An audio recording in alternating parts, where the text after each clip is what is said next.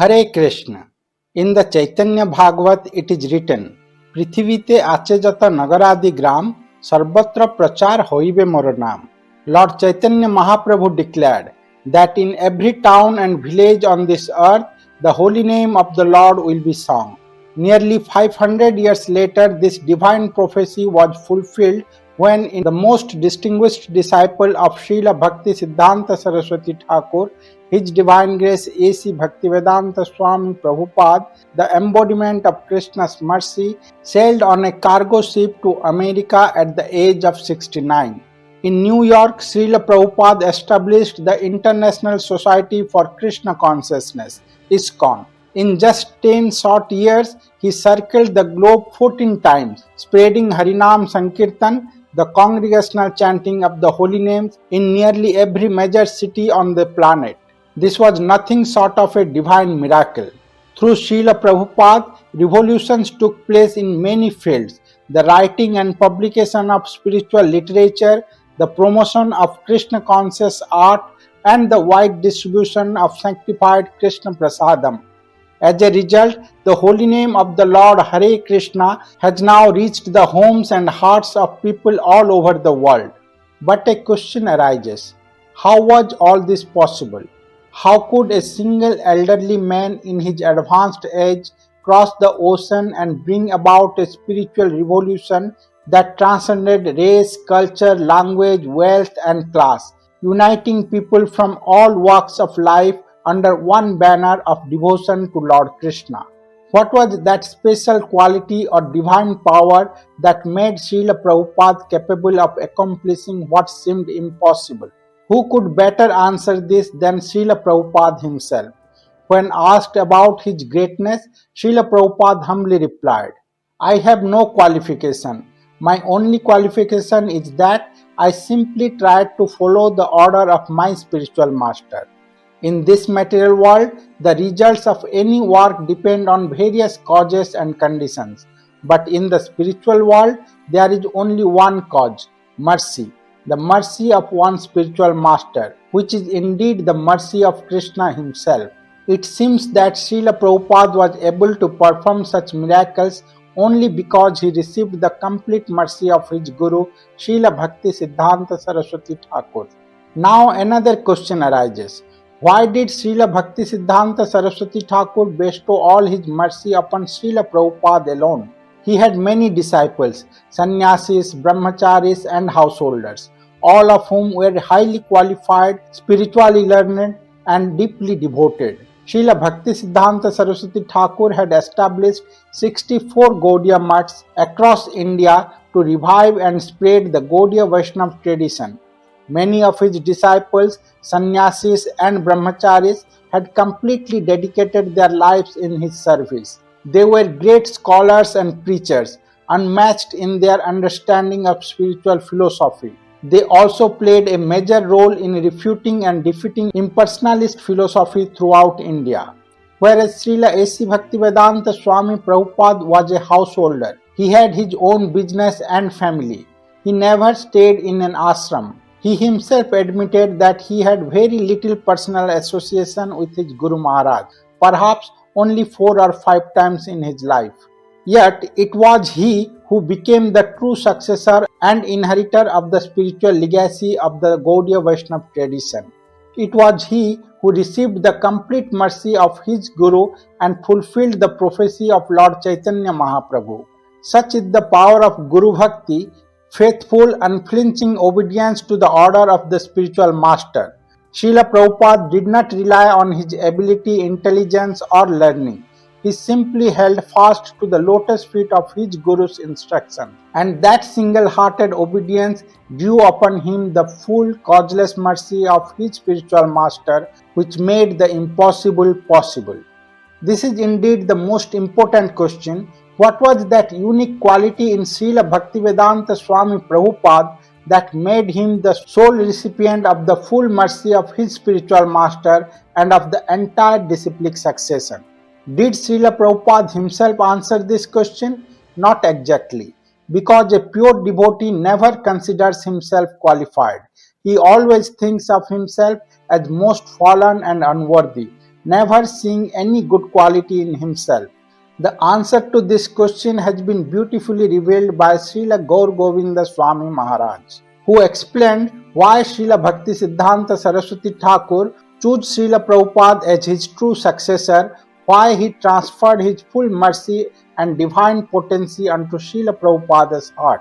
The greatest qualification of Srila Prabhupada was his simplicity, his pure childlike simplicity.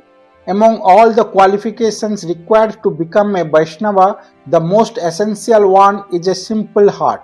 All the practices and rules of Bhakti Yoga are ultimately meant to lead us to that point, to make us simple-hearted and free from duplicity. One who possesses a simple heart can easily have firm faith in the words of Guru, Shastra and Bhagavan. But one whose heart is filled with duplicity and cunning can never develop full faith in the divine words of the scripture or the instructions of the spiritual master. A person who has no trace of duplicity, who is entirely simple and transparent, can fully surrender to the lotus feet of the spiritual master and have complete faith in Krishna. Srila Bhaktisiddhanta Saraswati Thakur used to say, "Simplicity is Vaishnavism. To be simple is to be a true Vaishnava." A simple-hearted person can have unshakable faith in Krishna and his representatives, while the crooked-minded are always filled with doubt toward the words of the Lord, the scripture and the Acharyas. Srila Bhaktivedanta Swami Maharaj said, "One should be simple like a child." Let's hear from his lotus mouth. He fulfilled the desire of Mahaprabhu, fulfilled the desire of Bhaktivedanta, fulfilled the desire of Bhaktisiddhanta. So just because he brought, to be in that situation of just wanting to fulfill that, yes. It's a special soul, isn't it? Yes. Some people may aspire to do it. So why do you think Prabhupada did it? Because is there any particular reason for that, or just because he was... Because he accepted as it is. Simple as that? Yes. And most important is, he is the real sadhu because there is no duplicity in his heart. His simplicity is Vaishnava. But these people are some duplicity.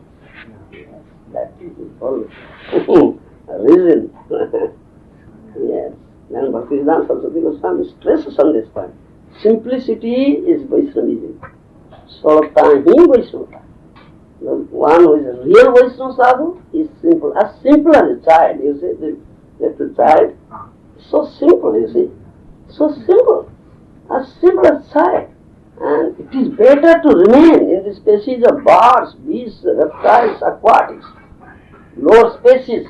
Don't allow this duplicity to enter into the heart. Being a human being, don't allow this duplicity to enter into the heart. Better to remain in the lives, in these species. You understand? They are not duplicities. That quality was with him. Simple. It's most important. One is simple, he is really surrendered.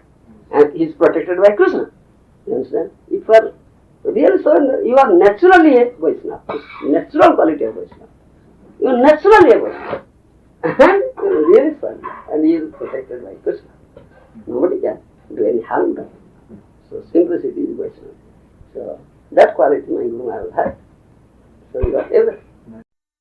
Srila Prabhupada was such a person, innocent and pure like a child.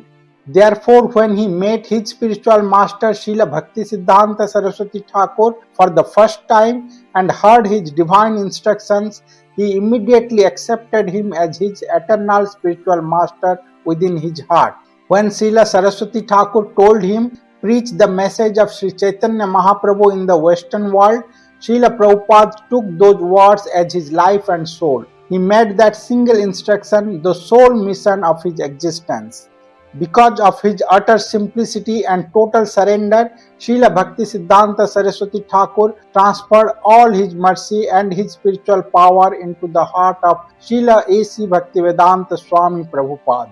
And Srila Prabhupada fulfilled his Guru's inner desire completely by spreading the holy name of the Lord to every town and village of this world, exactly as foretold by Sri Chaitanya Mahaprabhu. He carried forward the Gauravani, the message of Lord Gauranga, for which he is glorified daily. Namaste Saraswati Deve Gauravani Pracharine. A simple-hearted devotee alone becomes the recipient of all mercy, the mercy of the scriptures, the mercy of the sadhu and guru, and the mercy of the Supreme Lord. And once mercy is received, all other spiritual qualifications naturally manifest within such a devotee. Srila Prabhupada himself wrote in his purport to Srimad Bhagavatam, a simple devotee has no other desire except to follow the order of his spiritual master. Therefore, the spiritual master gives him Krishna himself. Srila Prabhupada was so simple and pure that he had unflinching faith in the words of his guru.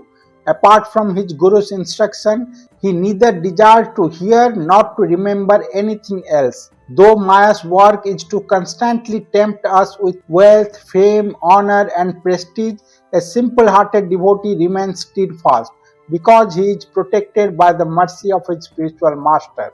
That is why Srila Prabhupada became the true successor of his guru, the sole recipient of his full mercy, and the commander-in-chief of Lord Chaitanya's movement, spreading the mercy of the Lord to every town and village across the globe.